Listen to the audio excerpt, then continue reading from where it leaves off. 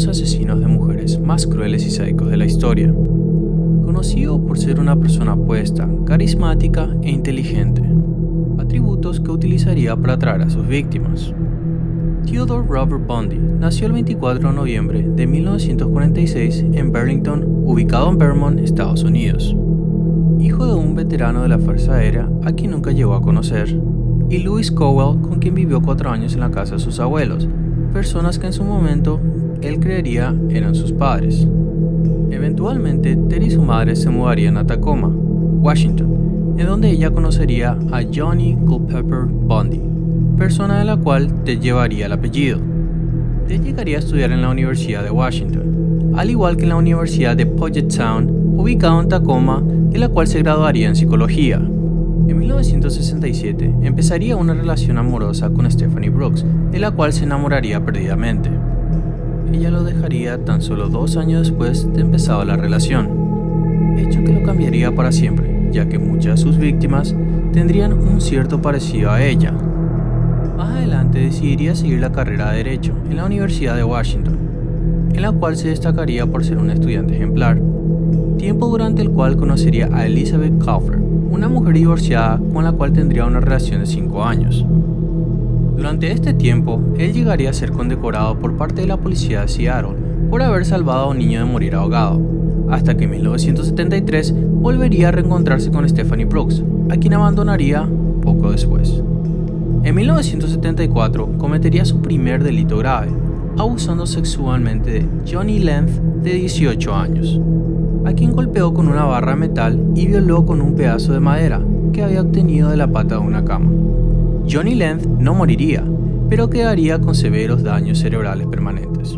Ese mismo año atacó a Linda N. Healy, de 21 años, estudiante de psicología de la Universidad de Washington, a quien secuestró y mató, desechando eventualmente su cuerpo en una montaña en las cercanías de donde había ocurrido el secuestro. Así comenzaría una ola de desapariciones y presuntos asesinatos de mujeres, las cuales encendieron las alarmas entre las autoridades, quienes empezaron una investigación sobre estos hechos. Posteriormente, Ted sería reconocido por una mujer quien decía haberlo reconocido por medio de retratos hablados. A pesar de esto, los testigos no podrían identificarlo correctamente, lo que llevó a la desestimación de los cargos. Esto obligó a hacer un cambio en su modus operandi, quien decidió llevar a cabo sus asesinatos moviéndose de estado en estado, dificultando así la conexión entre los crímenes. El 16 de agosto de 1975, Bundy sería arrestado, luego de un intento de fuga, acto que ocurriría luego de que un patrullero decidiera detener su vehículo para comprobar su matrícula. En el momento de su arresto, pudieron encontrarse en su posesión varios objetos que lo vinculaban directamente a crímenes ocurridos años atrás.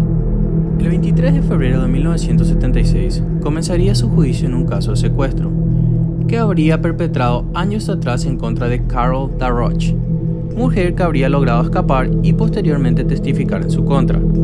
Por este crimen, Bundy sería sentenciado a una condena de 15 años en prisión.